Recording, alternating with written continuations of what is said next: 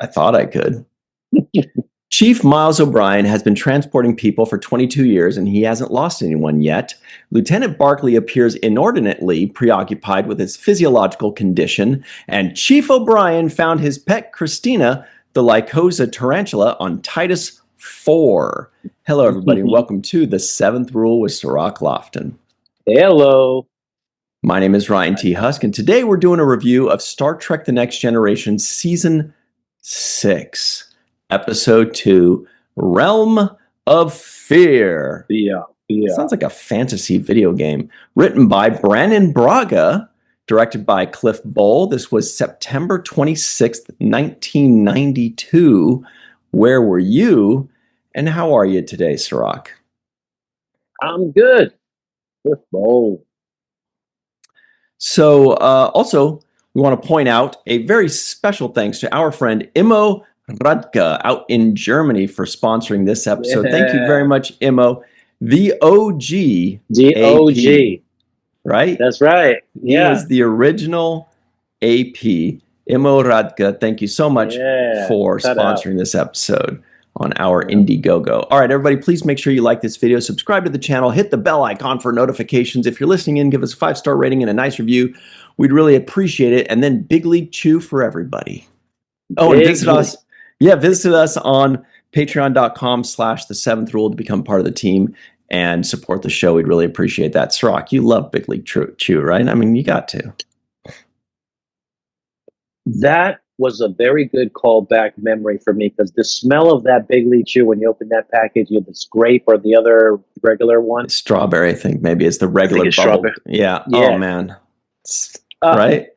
It's literally, and I don't know what it made me feel like a baseball player too, popping that thing open and just taking them shreds of chewing tobacco for some reason. Yeah, well, that's what they were trying to, just like candy cigarettes. But that it made you flavorful. It was almost like luxurious. It was almost like, damn, what if you can afford a Big League Chew? Life is pretty good right now. Oh man, that's good stuff. Anyway. Yeah, that was back in the bubble blowing days. You know, there was also bubble tape. There was the fruit stripe gum if you like flavor for 14 seconds. Yes, we had the Hubba Bubba. Oh yeah. Hubba Bubba. Yep. Double Bubble. Shout out to Cheech and Chong. Hey, Double Bubble. That's a line in Cheech and Chong. Anyway, let's talk about this episode. I'm going to get some Big League Chew and take it to Vegas. They have like 8 flavors now. It's nuts. Not nuts flavored, but anyway, the point is, Sirach, you've never seen this episode before. You've never seen TNG before. You're doing your first watch through. What did you think of this episode? Well, you know, let me just say, I think I really like Dwight Schultz and Barclay's character. Lieutenant Barclay, is that his name? Yep. Yeah. It feels like he embodies the type of character that's not really shown as much in Star Trek that we could use. And that is somebody who is unsure of themselves. And very flawed. Yeah. Yeah. And it feels like, you know, the characters that we get, everybody is so confident and so disciplined through the, you know, Starfleet Academy training and whatever it takes to become an officer in this military. But, you know, there are people that still have certain issues of either socially blending in with people. They have anxiety issues. They have self-confidence issues. There's all kinds of, you know, very reasonable, understandable complexes that we develop based on our life experiences. And I think that Barclay embodies the kind of person that, you know, we all have in us at times when we feel like either the responsibility is too big for us, or we're not sure if we can deliver in the moment, or if we have a genuine fear of something, which is the case in this particular episode. And Barclay seems to have a lot of fears and anxieties about things, but I think this one in the transporter, you know, reminded me of the same kind of fears that we all have. So I really like Barclay as a character because the flaws in him allow us to reflect on our own flaws and have sympathy for somebody. Because there was moments there when I'm watching this episode and you're like, is the crew going to believe him? Are they going to just make Right. him like, like make him feel bad and like it's all on you and you have a mental psychosis and you're crazy. And I felt that the way that the crew approached believing him and giving him the benefit of the doubt and examining further. I think O'Brien at one point was like, "I'll double check it. I'll run another diagnostic That sometime." was so sweet. Yeah. And he's like, "Oh, you don't have to." He's like, "No, you can come help me." Yeah. Actually, there was a moment there where when he did that, I was like, isn't Barclay your superior? Like, it's weird for Chief O'Brien to be like, tell you what, you can come help me with this. And Barclay should be like, I will help you with this, but not because you said like, it was just a funny little thing right there. But it's like Barclay makes you feel like you can talk to him. Like, hey, come on, buddy. I got you. Let me put my arm around you. But you're liking him, right?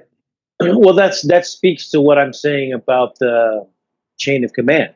Mm-hmm. Because of the discipline of the military, because of the discipline of chain of command, there is a level of casualness that's removed from a relationship while you're, functioning, while you're doing your job, while you're performing your duty. And I felt like Barclay allows us to break the norm on that because there's a sensitivity to, you know, his feelings and, and what he's experiencing and, what his perception is. And I think that sensitivity was handled well by the rest of, the crew. And that's what I really loved about this episode. It showed us how the crew is compassionate for their fellow crewmen, but it also showed that they didn't distrust him. Dr. Crusher was like, I'm going to run an exam on your laural epidermal skin, whatever. Just saying, look, we're going to look for those. We're going to look to see if there's something there because I didn't think I checked hard enough. And just little things like that were ways that you reinforce and reassure somebody where the opposite could be easily true and you can destroy somebody as well in those same kind of moments. So if the crew had played towards his paranoia and said something's wrong with you and basically, dismissed him, that could have snowballed to a bigger problem psychologically for him. He would have felt alone. Then he would have actually been injured and not been able to feel like he can tell anybody. And so that could have snowballed to a bad situation, which in life it could snowball to a bad situation if you don't have the kind of people that are there to listen to you, to take note of your feelings, to understand what you're going through, and be able and basically counsel you in those kinds of moments. So that's what I loved about this episode. Yeah, and you'll recall that they were not always this supportive of Barclay. Remember when he was first introduced? I mean, and it was partially his own fault, of course, because he was acting like an idiot, like on the holodeck. It's okay. It's your own fantasy. You do whatever. But people don't like to see that about themselves.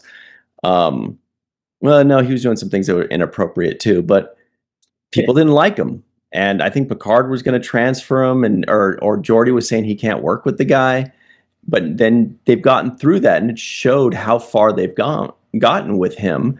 That Picard, like the biggest moment to me in that regard was when Picard was kind of like, "Are you sure?"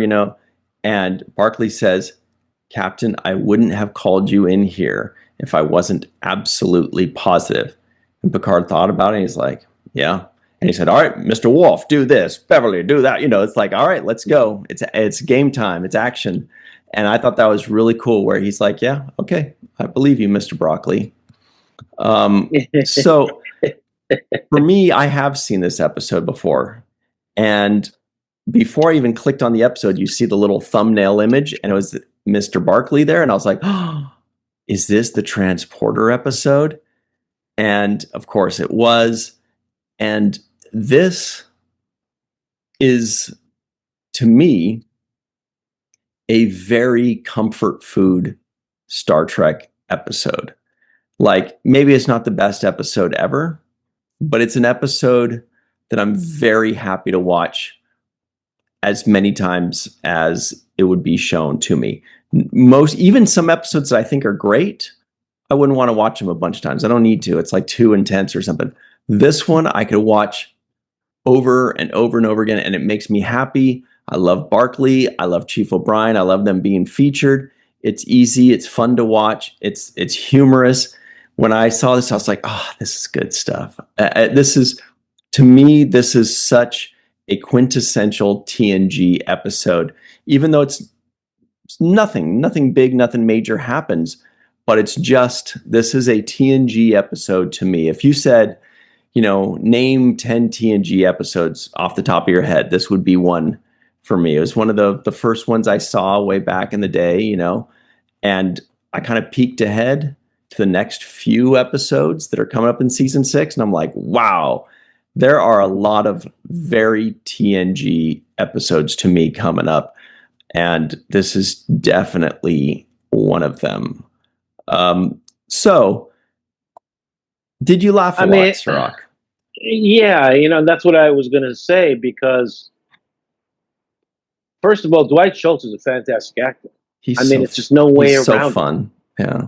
He's fun to watch. He's got these facial expressions where he really animates his face and gives you like looks, like all these looks on his face. Like when he was listening to The Symptoms. That was the funniest. Yes. Just like, yes. He's like, yeah, I think, oh, my heart. Yeah. I think I'm thirsty too. Yeah. It's so good. Yes. When he's listening to The Symptoms, and even when he's walking up to the transporter, as he's walking up there, in his face, just like his face trying to wrestle with, like, it's going to be all right. Don't worry. You got this. I think what did O'Brien said to him? He said, hey, don't worry. Just stay calm. And it was like, you're telling this guy to stay calm. Yeah, good luck. Yeah, and then when he was saying somebody else was transporting, and he was like, oh, we got some kind of problem here. And then Barclay's like hiding behind a column. He's like, he's like sweating. He's like, oh, no, we're okay. And he's like, okay. He's just so good. You could watch him all day. Yeah, all day. Even in the office there, when he's sitting with Troy and she's kind of diagnosing him, and she's like, and he's like, he's sitting up and he's like, it's just total fear, and he just falls into the sofa. He's just very good, because he slightly overacts, right? I would say slightly, right? It's not too much where it's like you're like, oh, come on, this guy's going too far. It's just enough where he emphasizes the nervousness, the anxiety, like, he's just really, really good actor. It's comedic overacting, not like Mr. Bean level, but right. But like, he gives you a little bit more. He knows when he's getting a close up, and he knows this is the chance to give an extra nod or a thought or a frown or a surprise look. He just gives us so much. I'm sure directors must love to work with him, because they're just like, this guy just gives me a good take after good take after good take. I'm guessing, I've never worked with him. I don't know anything about him, but I'm guessing based on what he did on the A-Team and what he's done here, that's really all I know. 2 completely different shows, totally different characters, but incredible both ways. So I love Barclay, and I love Chief O'Brien, and I realized that they were kind of the 2 stars of this episode. And I feel like this may have been the first time in The Next Generation that the 2 main characters of an episode were not one of the regulars, not one of the 7, 8, or 9 regulars. Like when we had Ensign Rowe as one of the leads, it was with Geordi, or Guinan with Picard. Even that, I don't think we've ever had 2 guest stars or 2 recurring characters be the leads. And then I was thinking, like, I like these guys so much. Like, it's almost like they're my favorite characters of the next generation. And so it's just so fun to watch. It's fresh, it's new, it's not the same people. I love those people, but it's something new. And then I was thinking, like, the Mount Rushmore of guest stars or recurring characters of the next generation. It's those two for me. Plus, we also got a Nogawa. Nurse Ogawa was there. And then there's of course, Guinan, although she was considered a regular for a while there, and Ro Laren. And I know that's 4, but I feel like those are the 5 where towards the end, Next Generation had a few of their own Wayuns and Ducats, the people that kind of branching out a little bit that you see often. But I don't know, I'm just very happy with getting to see these secondary characters more and really kind of shine in this episode. Yeah, and to that point, there was a moment there when I think it was Geordi, O'Brien, and I want to say Data probably working on a problem, like, solving an issue. And I thought, this is the greatest set of engineers you'd ever want to work on a problem. Between these guys, if they can't figure it out, there's no hope for you. And so I was really pleased.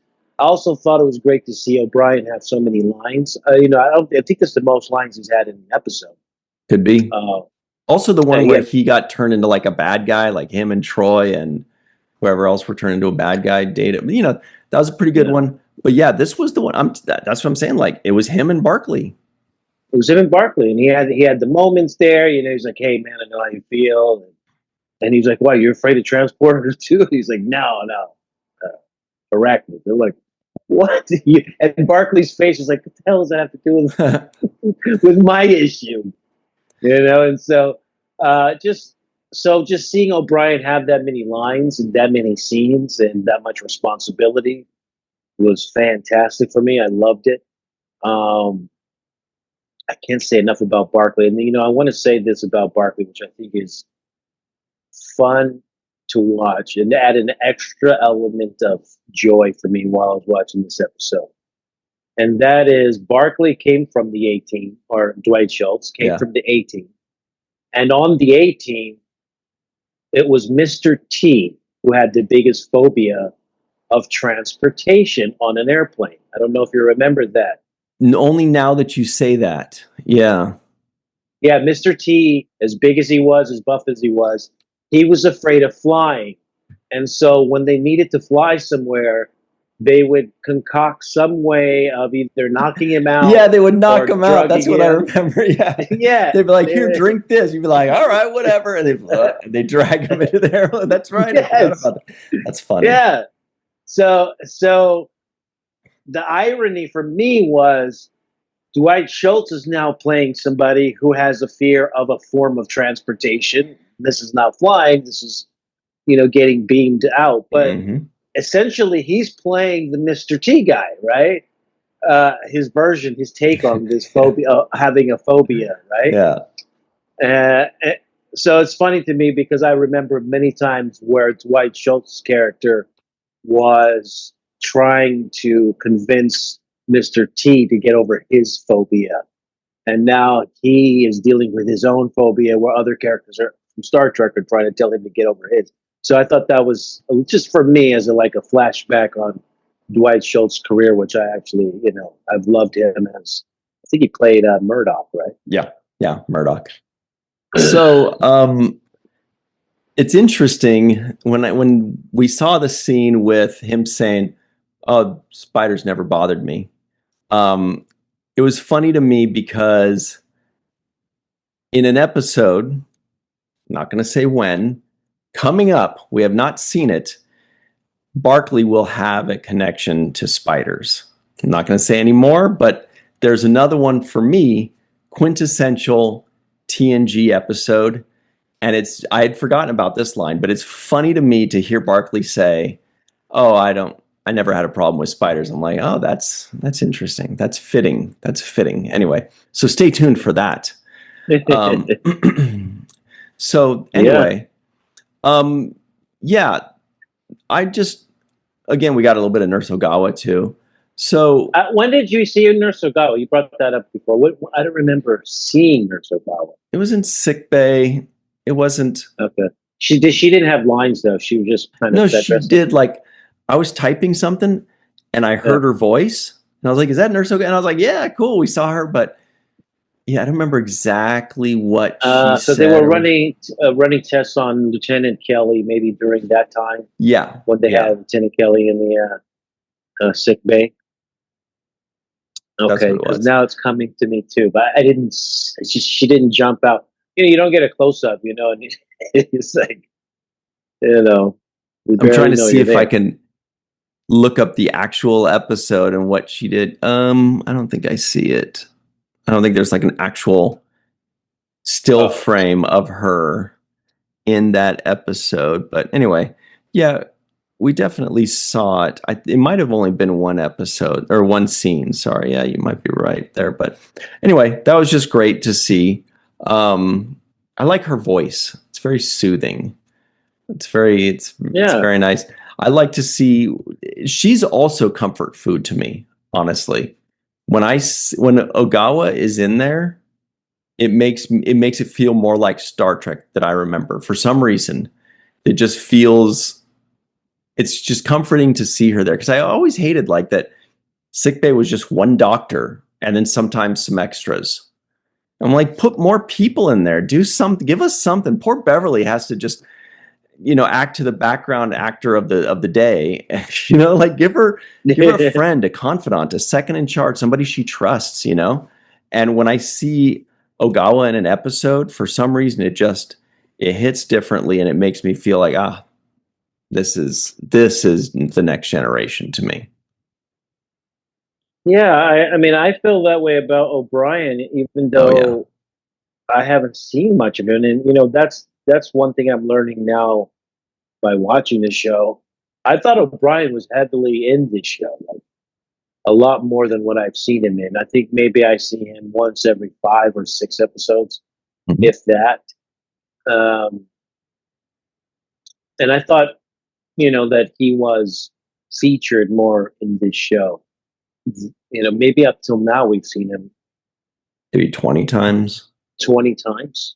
Maybe. Yeah. So Right. I'll look it up. But yeah, he maybe was 20, definitely, maybe 25 times. yeah, like a Yeah. recurring guy. But Deep Space sometimes I Nine had a think ton of early on those. he barely had any lines, Right. right? Right. So he was really just like transporter chief, number one basically Or before. security guard number one. Whoa, Yeah. he's actually in total 52 Next Generation episodes.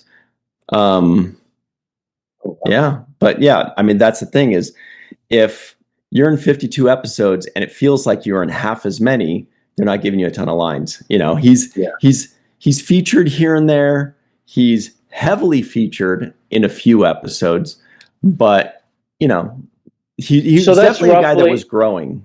So this is 52 over the total of his tenure on Next Generation. Yep. So out of the 7 seasons, he did 52, Yes. and he didn't come on until what, season 2 or 3? No, he was in the first episode. If you'll remember, he was in a red uniform and he was on the battle bridge. He was in the pilot's position, and he was in the battle bridge when they separate the saucer from the ship, like that, and they kind of split off. Yeah. And they go, and he was the battle bridge guy, pilot, and his name in the episode was Battle Bridge Lieutenant. He didn't even actually have a name until his second appearance, but he's been there since episode 1. And they just kept bringing him back because they liked him. This was a guy that was just going to have like a line and be done. And I think they just kept liking him and bringing him back and look, apparently he's a fun, gregarious guy that people like. So, Oh yeah, no, he's an amazing guy. I did also remember doing. I remember reading some of Gene Roddenberry's notes And I think one of them was talking about, it was a letter that he wrote to the studio, Yes. Yeah, you're right. requesting for an Irish American actor being more present. Yeah, it was somebody saying they need more Irish or something. And they're like, Yes. oh, well, we happen to have a guy. So, Yeah. So I wonder if that had influence on him getting more and Definitely. more Absolutely. visible. Yeah. And who was that? It was our Trek Talks guy. John Billingsley? No, not Trek Talks. Our Trek expert guy. Larry Nemeczek. Larry Nemeczek. Yes. This is what I'm going to do. I'm going to cut that 5 seconds and send it to him. Yes. It's Sirach Lofton saying, that Trek expert guy. And I say, Larry Nemeczek. And you said, yeah, there is no bigger compliment than saying Trek expert. And the first name people throw out is your name. Yes. That's pretty big time. Yeah, he's the expert. So, and he's the one that produced the archives of the Roddenberry files, emails that were sent. I think Roddenberry went to a convention, and while he was there, one of the fans asked questions about the presence of Irish American actors or something to that effect, and that he forwarded that interest from the fan back to the studios. And so I thought that was interesting that Larry Nemeczek was able to produce that document. But 52 episodes is essentially like roughly 2 seasons, 8 episodes. It's 8 episodes a season. Yeah, 7 or 8. Yeah, 7 or 8 between there. And that's that means he probably was on. At some point, a probably 10 episode split, because they do these contracts weird. So in the beginning, it probably wasn't guaranteed any episodes. It was just Battle Bridge guy. And then somewhere along the line, they offered him something per 26. So maybe 10 out of the 26, 13 out of 26, or whatever your deal is. Yeah, so we've got the breakdown of I got something to point out here, but we got to jump on our break. So we will enjoy a wonderful break, do a little slip and slide, and we'll be right back on the 7th Rule. Hey, everybody, welcome back to the 7th Rule with Sirach Lofton. Hello. Always got the coolest hats in the game. That looks so cool. If I wore that hat, people would be like, dude, take that off. You look stupid. But you pull everything off, and it looks awesome. Like the colors. So here are the trivioids of the week, everybody. The USS Yosemite was sent to the Igo sector to observe a remote plasma streamer. Lieutenant Barclay's certain feeling is mortal terror. Plexing is stimulating a nerve point. A starbase at Zara 4's entire system was infested with Talarian hook spiders. The Ferengi are claiming 2 of their freighters were destroyed by a Cardassian warship. Lieutenant Barclay saw something in the transport matter stream. Chief O'Brien has been transporting people for 22 years and he hasn't lost anyone yet. There hasn't been a case of transporter psychosis in over 50 years. Lieutenant Barclay appears inordinately preoccupied with his physiological condition. Chief O'Brien found his pet Christina, the Lycosa tarantula, on Titus 4. Oof, mouthful. Anyway, so Chief O'Brien, first Star Trek role. Episode 1, Encounter at Farpoint, and the role was Battle Bridge Conn, Conn. That's like the pilot guy or the whatever. Okay. And then his second episode was episode 6 of TNG, Lonely Among Us, and he played Security Guard 1. So he went from the guy, pushing buttons at the console to a security guard before he became the transporter guy. And those were his only 2 episodes in season 1. Then in season 2, 3, and 4, he had, like you mentioned, 10 episodes. Looks like exactly 1, 2, 3, 4, 5, 6, 7, 8, 9, 10, 11. So he had 11, 11, and 11 in seasons 2, 3, and 4, and then it tapers back off. So that was the meat of when they had him, and then he finally got a name. Was his so then in the second season, he wasn't even Chief O'Brien yet. He was Transporter Chief. And then his fourth episode, Transporter Chief. Fifth episode, Transporter Chief. Then, starting on his sixth episode, he finally was the guy we know and love, Chief Miles O'Brien. Wow. So he went nameless. What a journey. What a journey. For more than a season, he went nameless, actually. 5 episodes. That's so funny. He was just the guy at the con, then he was a security guard, then he was a transporter guy, and then they're like, might as well. Maybe that's when they got the email. And so he's like, okay, well, let's Transporter Chief O'Brien. Huh? O'Brien? Couldn't be any more Irish than O'Brien. Let's have him transporting with one hand and drinking some whiskey in another. Well, I can't think of a bigger Irish star than Colomini, because he's, as big as it gets in Ireland. Being a movie star and a television star and all of his accomplishments. So they picked the right guy, that's for sure. And I'm glad to see him because, for one, he really rattles off that techno babble very well. Not bad. Yeah. It's pretty damn good. Mm-hmm. And, you mentioned that Geordie's probably the best at it. And I wouldn't disagree with you. I think Geordie's the best, and I think O'Brien is a close number 2. I think Data's third because he's a robot. I would kind of expect it from him almost. But I feel like it's Geordie, O'Brien, and then Data as far as the technobabble masters. And then the other thing I like to see in this episode was O'Brien getting his hands dirty, kind of taking apart that transporter. You got to see it on the floor. It was lit up, and and he got his sleeves rolled up. He's ready to dig in there. And I'm like, this is the O'Brien that we've come to know. The guy who's literally working on the thing. You know what I mean? He's got his in the panel. He's taking out wires. He's rerouting, isolinear chips. And so, he gets his hands dirty. That's what I really like about this episode as well. We got to see that in full effect. Him actually, being the mechanic. Yeah, you can really see the evolution of Chief Miles O'Brien. The biggest evolutions, Miles O'Brien, Worf, Nog. I feel like those were the big, where Nog starts off as just the little rascal nephew that steals something. And maybe they'll use him again, maybe they won't.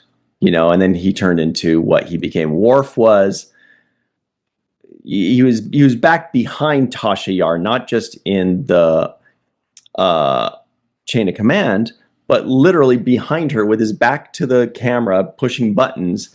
And then Tasha Yar leaves the show, or dies, the character does. Worf is now front, facing the camera at security, big bump. His role grows, transfers over to Deep Space Nine, becomes really big. Same thing with Chief O'Brien. Start off as like a nameless guy doing something, then they put him somewhere else, then they put him at the transporter, and now he's becoming like a real engineer working with Data and Jordan. You could really see the evolution. Then Deep Space Nine, same as Worf, super big, super important.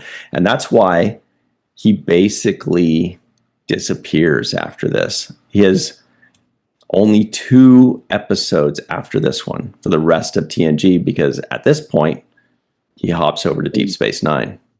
Okay, yeah, Deep Space Nine just started up, so he's going to expand his role even further with this. Mm-hmm. So that's good.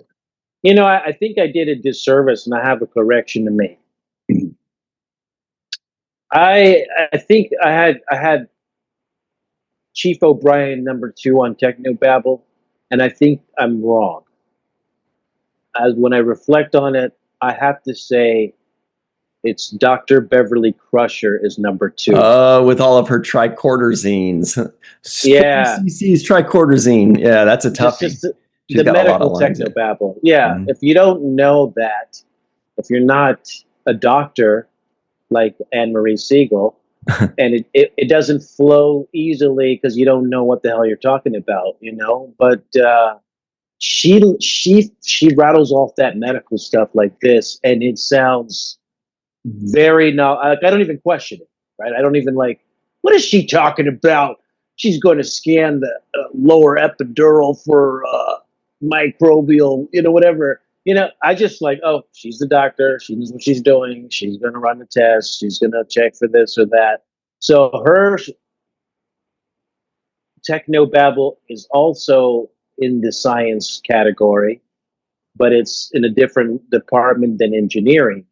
But it's still difficult nonetheless to be able to rattle off medical terminology. Totally.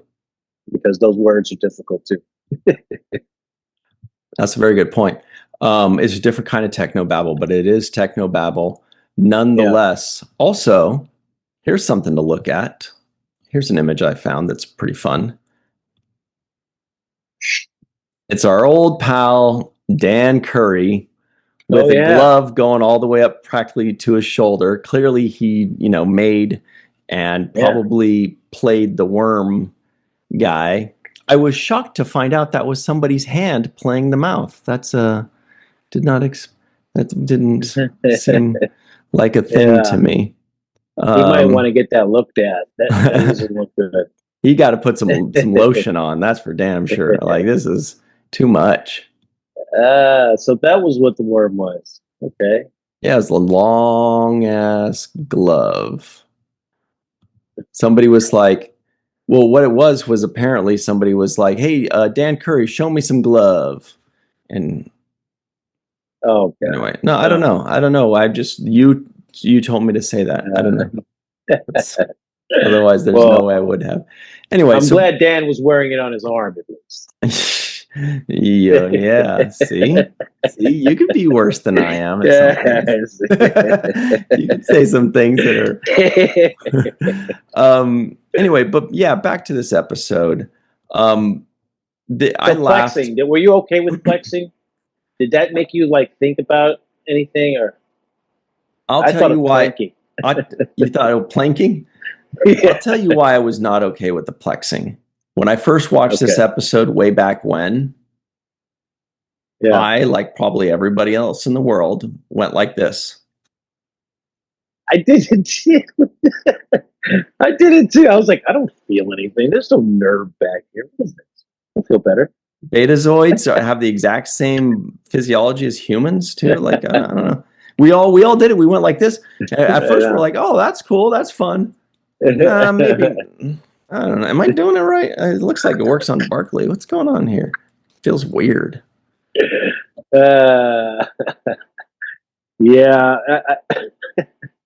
It made me think of because I've seen this in a different movie completely. Mm-hmm. I want to say it was in Bad Boys with Will Smith and Martin Lawrence, where Martin Lawrence has to say "woosah, woosah" every time he feels like he's getting, anxiety. So he would always do the "woosah, woosah," and it made me think, this is a thing that they do. Like, there is a clinical kind of evaluation of deep breath, deep breathing. There's these kinds of, repeating these phrases or whatnot. Yeah. And, there's all kinds of ways that people say this is how you should deal with stress, right? And so I thought, okay, well, that's clever. They came up with something. And then it made me think, is there something back here that activates, and of course, I didn't feel anything.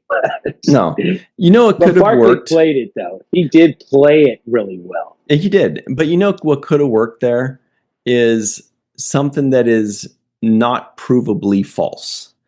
Yeah. For example, they could have just said, hey, the universal translator's right here.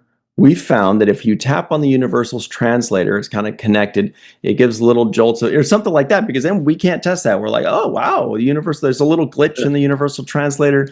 Cool. Yeah. But to say something like that, we're like, wait, I can do that. And it doesn't do anything for me. Or maybe it does. Maybe it's a real thing, it's entirely possible. Anyway, but that was just kind of the one thing where I was like, I remember that as a kid going like, That's no. But anyway, yeah, I did laugh a lot. Like when, obviously we're talking about when he was looking up at the symptoms, Barclay was. But also, when, what was he doing? He kept checking his pulse in engineering, and the Data says something and kind of stops and like looks at him like he's a total idiot. Like he's like, what the, like the look on Data's face. For an android, he always does a great job of showing us exactly the mood that we're thinking right now. Like, what is he? What? He's just kind of confused. So that made me laugh. Data's look, just his look was great. What else was there? Yeah. When Geordi was like, "Hey, Barclay, you okay up there?" And he was like, "Yeah, I'm fine." The way he said it was like, "Bro, you're not fine if you say it like that." And he kept drinking water. Like that was like a running gag after that. He's like walking around just drinking water and checking and all that. Or at the beginning, when Geordi is like, okay, we're going to do this thing. And Barclay was like, okay, see you later. And Geordi says, well, no, we're going to need a systems engineer on this thing. And Barclay's like, oh, I'll get Lieutenant Dern or Ensign Dern. And he starts signaling to her like, hey, you're going to go do this thing right here. And he's like, no, Barclay, you. Anyway, just this whole episode was amazing because of those beats right there. There was another one too where, when they're transporting and O'Brien says, there's a problem with the plasma. And, he says to him, he says, it's going to be a bumpy ride. Yeah. Right. And he turns and says, what? And then he catches himself like, I was about to yell at this guy, right? And he kind of gathers himself and says, what did you mean by bumpy? Just the way he did that in general. I thought that was just hilarious. His nervousness, acting twitches is just like, it's on par with the best. It's perfect. Uncomfortable. Yeah. It's fun. It's just fun to watch. He's just such a likable character. I'd be curious to find out if people don't like the character and why, because I think he's just so much fun to watch. Now, I also want to point out that I would totally rock his army green PJs. Like I was like, those are pretty cool. Those are definitely early 90s army green PJs, and he rocked those things. Those were great. I was very happy to see. It took me a second to notice that, but I was like, whoa, what is he wearing? This is great. Did you have, I had a real, it was a, I don't know what to say, but it was like the moment when Barclay tells O'Brien, I'm giving you a direct order. Right. He kind of stood up for himself in a way that we haven't seen him do. Yeah. And that was the reversal of what I was saying earlier when O'Brien was kind of telling him what to do. Yes. And he actually, stood up and said, actually, I'm giving you a direct order. And then O'Brien's comeback was great. He was like, I just make observation you don't have a tricorder. Yeah. You said when you said Jordy needs tricorder readings. Right. He's like, oh, don't you want your tricorder? He's like, it's cool, man. You can just, I'll help you out. It's okay. We don't have to be like this. So I wanted to ask you this. Clearly, this episode was written specifically for Barclay.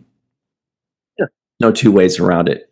Do you think if Dwight Schultz were not available, they would have scrapped the episode, or would they get some guest star of the week to play a Lieutenant Smith to have this kind of adventure? Or do you think they would lump it onto someone? Now it's Worf's story, but then I don't know how that would work because we've seen them all transport 1,000 times before and they didn't freak out. So I feel like it's very hard. If he were not available, they would have had to scrap this episode. Am I wrong? That's crazy. I don't know. I don't think they scrap episodes. I think they would have just written it in a way that it was a new person on the crew. then, or if you're going to reassign it to somebody, let's say you reassign it to somebody we haven't seen transport. And the only person that comes to mind is Nurse Ogawa. I know, I was thinking that too. But I was like, but she's certainly not that kind of character, Yeah, I mean, and she would play it a lot differently, not for comedy. She would play it more probably Right. for seriousness, and it would be the notes would be different.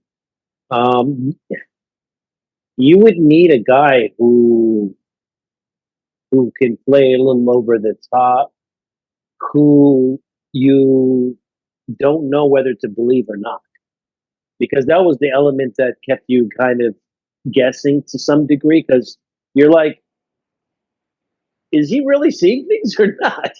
Like, is his fear of the transport causing him to hallucinate and see these things, or are these things actually existing? And I think that was the mystery, the problem to be solved in this episode, right? And that's what they were working to solve, was, is he actually experiencing something?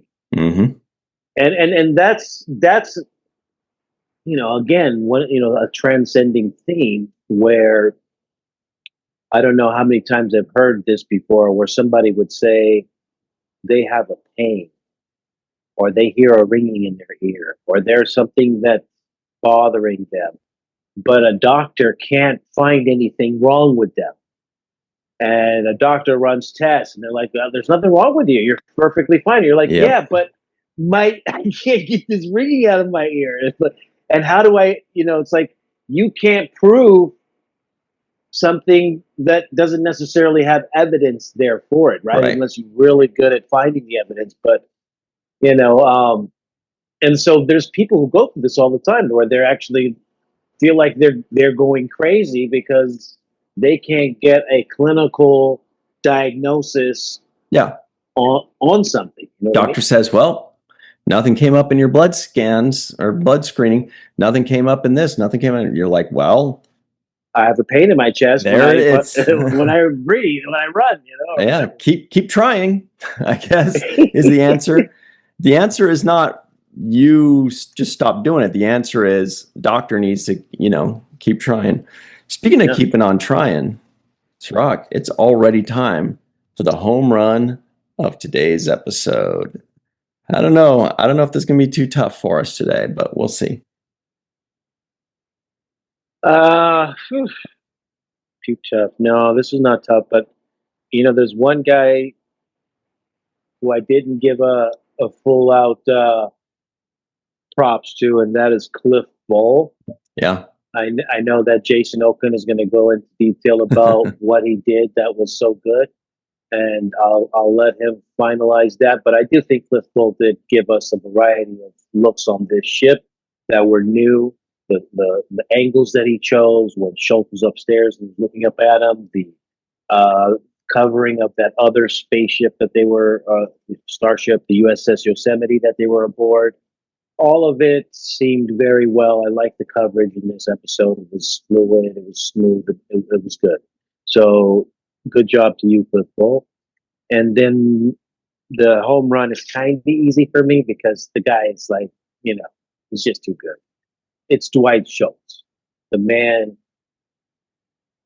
is just, I'm surprised he didn't go on to have more, to be have his own series or his own television shows afterwards. Maybe he was, done with acting, but he's just so talented, and he plays these quirky characters as good as anybody I've ever seen play these kinds of quirky characters. I'm looking at his IMDb right now, and it is very long. It is extensive. And no surprise, he does a lot of voiceover. He'd be great for voiceover, of course, because he really knows how to, add things and really, give out a lot of emotion. He was only in 5 episodes of Star Trek. This was his third. This was his third episode of Star Trek, but he's already found a nice little nook in Star Trek lore. But yeah, does he ever come to conventions? Because I've never seen him at a convention. No, certainly not for a long time. I might be able to answer that question pretty quickly. As far as STLV, which would be kind of the big one for him, he did once in 2007. Okay. So maybe before that, but at least in the last 25 years, one time in 2007. So home run of the day goes to Dwight Schultz for me too, because he was kind of like what we were talking about. Like he was like the Shaquille O'Neal of this episode. He was the chosen one. They wrote the episode for him. He was available. He took it. He knocked it out of the park. The episode was about him. He did it well. It was a fun episode. Personally, I liked it. Easy, start to finish, concept to television set. It was all made for Dwight Schultz, and A+, home run, and any other metaphor you can use. So that's it for us, everybody. That was a fun one. I really like this episode. Yeah. We'd like to give a very special thanks to our pals, Dr. Anne-Marie Siegel, Eve England out in Wales, Yvette Blackman, Tom, TJ Jackson Bay out in Missouri, Titus Moeller, Dr. Mohammed Noor, Neil O., Palat Joe Balsarati, Mike Gu, Dr. Stephanie Baker, Carrie Schwent, Faith Howell, Edward Foltz, the Matt Boardman, Chris McGee, Jake Barrett, Henry Unger, Allison Leach Hyde, Julie Manasfi, Jed Thompson, Dr. Susan V. Gruner, Glenn Iverson, Dave Gregory, Chris Sternett, Greg K. Wickstrom, Cassandra G., and of course, Chris Garris, Steve Case, Oliver Manali, and of course, Jason the M. Oken, and Chuck A. I missed Chuck A. There he is. Chuck A. There he is. All right. Yeah. That's it for us, everybody. Stick around. We've got the free-for-all up next. It's going to be fun. We'll be right back on the 7th Rule. All right. Welcome back to the 7th Rule with Sirach Lofton. Hello. The game changer Lofton. I can't leave that part out. Sirach, the game changer Lofton. And we have with us Dr. Mohammed Noor is in the house again. Woohoo! Yay! And Allison Leach Hyde. And Eve England out in Wales. Chuck A. Carrie Schwent, Crafty Bear, and Jason M. Oken. Oh, and Chris McGee. We can't forget Chris McGee. Yeah. Ryan T. Husk is lingering, but he's a bit under the weather today, so we're going to try and power through, unfortunately, without him. So we'll get started with Jake Sisko guesses the IMDb score. Well, as Ryan and I were talking in the review, and I really like this episode, and I think it's going to score well. Almost a 9, I would say, but I'm going to give it an 8.8. Anyone else have any guesses that don't already know? 7.8. I was going to go with 7.8 as well. Yeah, same here. 7.5. 8.1. Okay. So the guesses are in, and the score is a 7.3. I don't know which basketball player's height that is. Dikembe Mutombo? I don't know. So Chuck A came closest without going over. And did we have any NAMs in this episode? I didn't catch any names. Chris McGee, I know you caught some kind of. I know there's at least one. Oh, is that because you caught one as well? I did. Indeed. It was Barclay describing what he saw in the matter stream to Jordy, saying, at first I thought it was some kind of energy discharge. Yep. Great. So we're going to start with Jason Oken. Tell us what you thought of this episode. Well, It's an interesting one from various perspectives, and I think the views can be kind of polarizing depending on what you like or don't like. I think my personal views changed on it over the years. I didn't used to like it as much as I do now. And I think most of it is really carried by the performances. I mean, it's certainly built around Dwight Schultz, and it lets him sort of go. And he's very, very creative based on how, things are described in the script. He is very creative. I think, again, the show is built around him. I think Marina is very good in this, and so is LeVar, as always, when they're given things to do, because they're sort of the primary drivers of the episode. I think what may drag this down a little bit and what the perceptions may be like is, frankly, I don't think it was shot well. I think, there's a certain level of sort of fear and creepiness that should go with, I guess, Barclay's reaction. But the only way we sort of perceive that is through Dwight Schultz's performance, which is great. But he is not being aided by, I guess, the camera, if you will. There's one scene in particular that I'll just give you an example of.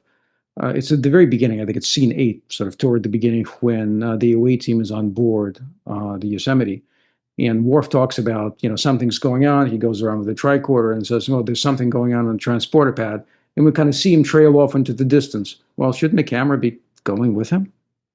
And that is what I'm talking about. Is sort of you kind of sitting there, kind of looking at the action. You point the camera at the actors and let them act. It's again, it could have been done a little bit more creepily, or when Barclay goes to bed and you just kind of see him in bed, and that's it. You're supposed to be kind of tossing and turning and, I guess, getting up. It's lacking that kind of, I wouldn't say necessarily horror, but in a way, I think it doesn't bring forth the phobia that we're supposed to experience along with Barclay. And again, it's carried strictly by his wonderful, wonderful performance. And I think that, even harkening back to the sort of the origins of this and that nightmare at 20,000 feet back in the Twilight Zone days, I think even that was shot in this sort of a shocking way. We get this kind of a push in close up, and you get the sweat, and you get this, and you get that. It's kind of missing here. But again, I think it's enjoyable strictly from the performances. I think they're just wonderful. Great. Yeah. Thanks, Jason M. Oken. We're going to go over to Dr. Mohammed Noor. Tell us what you thought about this episode. Hello. Good to see everybody. It was kind of an average one in plot, but as Jason said, Dwight Schultz always brings in a really strong performance. So for me, that leveled it up. I had 3 really quick observations. Number 1, I thought it was really ironic that O'Brien kept on bringing up spiders with Barclay, since that was what Barclay turned into back in the episode Evolution in season 3, where he turned into a giant spider. It's like, oh, look at that. Great semi-callback. Those transporter creatures, I mean, before we knew they were people, they were kind of interesting. I was trying to figure out what they were. They kind of looked almost like the sandworms from Dune, but small versions. But I was trying to think of something they look like, right? I was trying to think of something that looked like here on Earth. But the closest I could think of was like lampreys, which are like jawless fish that have like a suction mouth with teeth. So that was kind of neat and good design. I think I read online that Dan Curry was the one who was doing them. And the last beat, I totally agree with Barclay, because I think transporters are 100% death machines, and it's not the same that arrives at the other end. So I'm 100% with him on all those things. That's it. It's the safest way to travel, Mohammed, according to Jordan. Absolutely not. That's what he said, but absolutely not. It's totally a death machine. That's definitely not you at the other end. Allison Leach Hyde, down in New Mexico. What are your thoughts on this episode? I do like this episode because, as we all know, Dwight Schultz as Barclay is wonderful. Every time he comes, he brings his A game, and he's so much fun to watch. But I think it's a little slow because there's only the one plot. We have no B plot, and I missed Picard. Like, we didn't have a lot of Picard. So, like, that's, like, my biggest, like, we could have had more, I think. I thought it was a little slow. But, yes, of course, LeVar Burton is wonderful, and Marina Sirtis is wonderful, and they are the ones who care the most about Barclay. What I really like about this episode is that no one shamed Barclay ever in this episode. Like, when he does come on the away mission, all Riker says, I'm glad you could join us. And I thought that was wonderful that no one was shaming this man for having a very understandable fear, because phobias aren't things we can control, and they let him overcome it and come join. And I thought that was really quite wonderful. I thought this was a wonderful use of O'Brien too. You got all excited when you see the guest list, and we've got Barclay, we've got O'Brien, we've got Nurse Ogawa. I'm like, it's all of our favorites. We just needed Guinan in the 10 forward scene, and it could have been perfect. So I guess that's my other nitpick. I'm like, we needed Guinan to have a sit down with Barclay at the checkerboard, I guess is what he was sitting at. And I think that would have been a wonderful scene. But of course, she was just in the last couple episodes, so she couldn't fit in. But I thought that would have made this episode so much better. Yes, excellent points. Thanks, Allison. Eve England out in Wales. What are your thoughts on this episode? Yeah, it's funny. I didn't love this episode, but there were lots of aspects to it that I did really like. The obvious one, the discussion around the transporter, and someone actually having a phobia of that was really a really interesting and cool idea, because I don't think we've ever really come across that as a kind of topic of conversation, even though we see loads of transporter accidents all the time. So I completely agree that I was a bit skeptical when Geordie was saying how safe it was.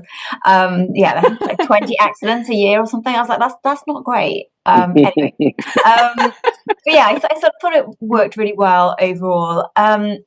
Picking up on what Alison said, I completely agree. It was really refreshing to see that character development of the crew from when we saw first of all Barclay, when they were really belittling him and being quite unthoughtful and not very great at all. So I thought it was really nice to see them actually just respecting him and taking and accepting the fact that he has this phobia. On that though, I was a bit sort of the fact that he hadn't disclosed it. So when we were in Troy's room and he was saying that he hadn't disclosed this before and he was just trying to get around it every time he had to get on the transporter, that sort of, I know we've had this conversation, I think initially in that first episode he's in, where we were saying mental health support doesn't seem to be where it should be even that far in the future. And I thought what was interesting then on that is, although we had Troy at the start taking him through and giving him some tips, what I thought was interesting, and I guess another classic of underuse of Deanna generally, is actually the way he came through it and got to the point where he did at the end was really, I didn't feel was Troy's doing. It was more his conversations and discussions with O'Brien and with Geordie and how they guided him through that. So I thought that was just a shame. But one thing I kind of absolutely loved, and your picture just reminded me of that, Melissa, was she had a pink computer. I was like, I want that computer. I was like, I don't think I've ever seen a pink computer before, and I've obviously missed it in her previous episodes, but I was like, that is super cool. And I thought it was really nice touch how they just showed that you can have a bit of personality in your office in Star Trek, which is cool. Yeah, that is super cool. And you know what else I noticed was in the background on her table there? I don't know if you could see it. It's probably rocks, but I thought it was chocolate. And I thought that would have been such the appropriate thing for Troy to have in her office, was chocolate for her patients. Did somebody say chocolate rock? Oh, no, you're talking about something else. Chuck A. What did you think of this episode? Did you love it? I really like this episode. You got a lot of O'Brien, as mentioned, and Barclay is always wonderful to see. You have each character seemed to have a little bit to do with, except for Picard, that was mentioned. I did think that the transporter psychosis that was mentioned, and he was asking the computer to explain it, and you got a lot of Majel Barrett line after line explaining the transporter psychosis. That was quite a bit of Majel in that.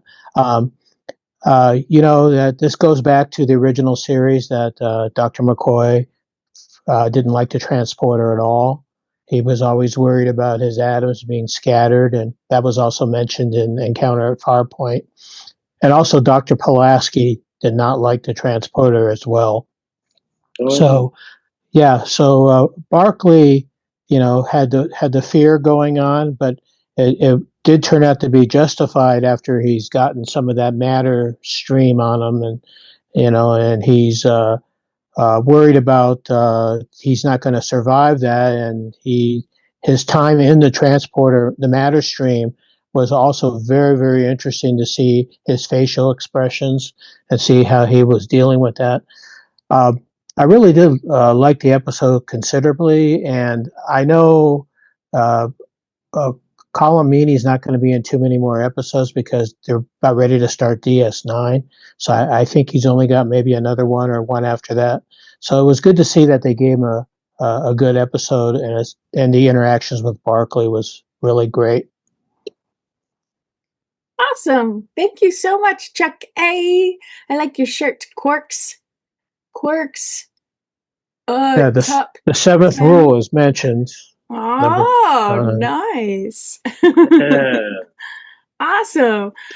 Carrie Schwent, aka Crafty Bear, what did you think of this episode? It's a Barclay episode, so I naturally love it. He was who I saw myself the most in until Tilly came along. I definitely feel his anxiety when he's in the transporter room and one person after another is going, and every time the camera goes back to him, poor guy is just sweatier and sweatier. And then he ultimately decides, nope, can't do it. Like Allison, I love how just how gentle everyone is with him, even when they're being firm about it. Like with Troy in the hallway, she's like, "Yeah, you're going through some stuff.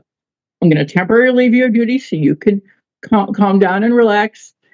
And later with Picard, when he's gently asking him, "Do you think this is just in your head, or is what exactly is going on?" He's questioning it, but is nice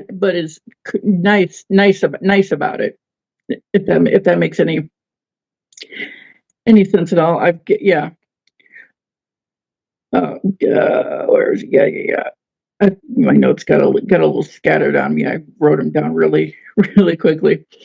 But yeah, the thing with Miles, I've noticed, if allow me to digress for a moment, but I've noticed with arachnophobia, it seems to be generally people I've mentioned it to, seems to be a phobia unfortunately not enough people take seriously towards those of us who suffer from it, because inevitably when I mention it, I almost every time get a brief story of the biggest spider they've ever seen, or somewhere they were that they saw them.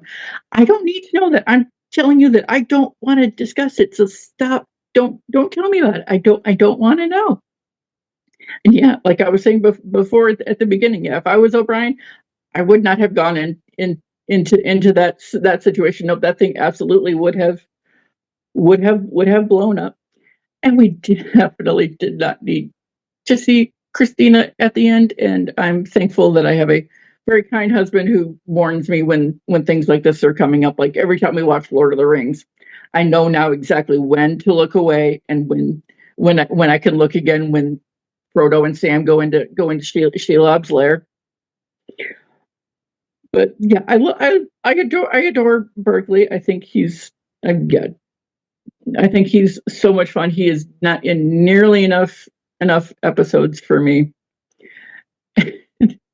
I love when he's trying to relax and he asks for more birds, and it goes from gentle to holy Alfred Hitchcock Batman, like way too many birds, and he decides to try to lay down, and he asks the computer for soothing music. The music starts playing, and by itself, the computer decides to turn the lights down for him because he did not tell the computer to turn the lights down. And I want his pajamas. They looked very, very comfortable, unlike the material of the pillow he was laying on. I've mentioned this before. I worked at a fabric store. It's pretty to look at, but not so pretty to touch, and I would not want to put my face up against that. And as we were watching the episode, I've never had a title for my limerick for the episode before, but the title actually comes from the hubby. It's the second time you see his arm going all glowy. Eric called him Sparkly Barclay. So that is the name of this particular limerick is Sparkly Barclay. This worm-like thing attacked me in the beam. It happened too fast, could not even scream. I wish I could just relax, but I have to get the facts. I must know why my arm sparkles and gleams. I liked the worm guys. They were cute, and they definitely made me think of Dune for absolutely. And Tremors, the movie Tremors. Tremors. Excellent work, Carrie Schwent, aka Crafty Bear. Now, to close us out, kind of, the Dark Lord, Chris McGee, with his "It's a Jake" shirt. Yeah, well, I enjoyed this episode. It's always a delight to see Dwight Schultz playing Barclay again, even if he did seem to overact a bit to me, but that's what I love about him. I also love that we finally get to see what transporting is like from the point of view of the person transporting. And I do like how this episode finally explains a little bit about transporting and how some people fear it despite how safe it has been made over the years. It's like how some people just won't fly on an airplane despite all the evidence that it is many times safer than driving, current FAA budget cuts notwithstanding. The opening shot reminds me of the first shot during the title sequence of Star Trek Lower Decks. A little bit, anyway. Just reminds me of it. The autopsy scene is a little creepy. When Crusher and Ogawa walk away from the body of Lieutenant Kelly, the camera stays on that body, and I fully expected it to move. And when it breathed, that's when I would have noped out of there in a hurry. There's an interesting prop sitting on the table. Someone else mentioned it here in 10-4 that Barclay fiddles with a bit before he experiences his first little attack. Turns out that item is a tabletop game that I owned a copy of once upon a time. The marketing for it even called out how it was used on the show. It was called Terrace. Never got the chance to play it, though, and I don't think I ever read the rules either, so I don't know how it's played. Anyway, we will see more of it next season. And finally, Ensign Kellogg is on Worf's security team as they rescue the Yosemite crew. Now, finally, my memorable quote is Barclay quoting Troy, apparently, saying, "The best way out is through." Awesome. Thanks so much, Chris McGee. Now we have Jake's final take. What are your final thoughts? I like the scene when LaForge was able to see the biomagnetic energy, just the little extra gifts that he has with his visor. I thought that Dwight Schultz is kind of the progenitor for Lower Decks when I was watching this episode. There's things about his behavior, and it's not the traditional military trained, composed guy. He has more personality, and it reminds me of like how Lower Deck cast has personality, and sometimes they say stuff that's awkward, or sometimes they shout out something, and so I think that he might be like, one of the first Lower Deckers. So really an amazing performance. Even though he's high ranking and he flexed his rank in this episode, he still doesn't act like the rank that he is. You know what I mean? He kind of has this newness to his behavior as opposed to somebody who's been there for years like he is. So every time I hear the Heisenberg compensator, of course, I'm going to think of Aaron Heisenberg. And so when I heard that in the episode, of course, I was glad to hear it. I'm not going to, ever not think about it when I hear that so similar pronunciation of names.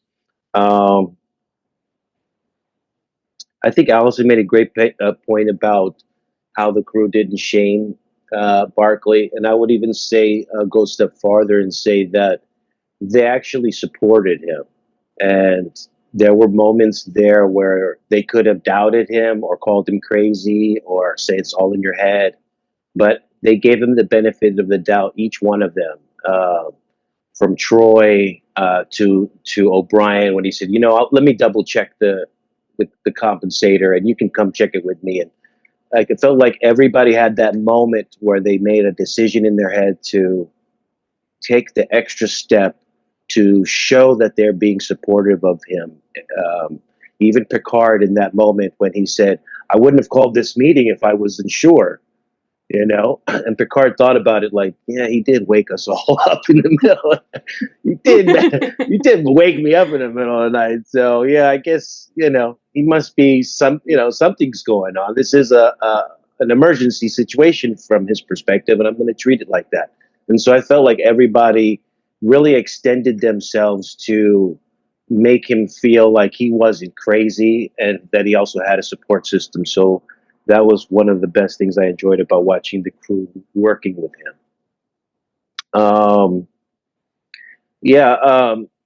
I thought the alien microbe also, we mentioned Tremors and Dune, but I also thought it looked like Mr. Hanky from South Park. So that would have been, that's a crazy find. And then, my last thing is, when he said wake the senior staff, I thought to myself, that's the job that you don't want, right? O'Brien is like, why do I have to do that, right? Like, you know what I mean? You outrank me. I'm not the communications guy. I'm the engineer guy. Now I've got to call up Captain and say, hey, Captain, wake up. It's Barclay. Barclay has an emergency. Now you're putting it off on me, right? So I thought that was kind of like, if I was O'Brien, I would have reacted to that like, I know it was a direct order, but it's like, I don't want that job. It's always the messenger in that moment, So, that's my final take. Really think Dwight Schultz is fantastic. He carried this episode. When I saw him in it originally, and as soon as I saw him, I was like, oh, this is going to be an episode I like. He's enjoyable to watch. He's funny. He's so expressive with his facial expressions, and he just gets you wrapped up in what he's feeling. And I think he's an exceptional actor. So, I kind of understand what you were saying, Jason, about Cliff Bowl and the decisions he made. It was a little bit clunky. It was a little bit choppy.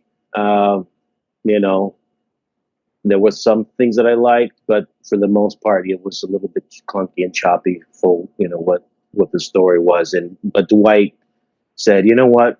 When it was time for his close-ups, he walked right into them, and his face would light up. And so I'm like, this guy's a pro, and he knows what he's doing. So it doesn't matter what the director's doing. Dwight's going to be like, is it my close-up time? Let's go. And I think he just time and time again showed us how well he grasped this character, because he plays with it. He has fun with it. And he gives us, I'm sure, stuff that's not on the page, because there's so many things where he's just giving facial expressions, and you can see his mind working. So I enjoyed it. I thought it'd be ranked higher. I'm actually surprised it's not as high as it normally would be, but I enjoyed it thoroughly. It was a good watch for me. I walked away smiling. So that's my final take. Yay! Thanks, Sirac Lofton, the convert Trekkie nerd. Woo! So, thanks for joining us. That's the 7th rule. If you want my take, become a patron, and you'll and find out what I thought of the episode and things left unsaid. Make sure that you like and subscribe. Hit the bell icon for notifications. And from Chris McGee, Allison Leach Hyde, Carrie Schwent, Chuck A., Eve England out in Wales, Dr. Mohammed Noor, Jason M. Oken, Sirach Lofton, Ryan T. Husk, and of course, Aaron Eisenberg. Thanks you for joining us, and we'll see you next time on The Seventh Rule.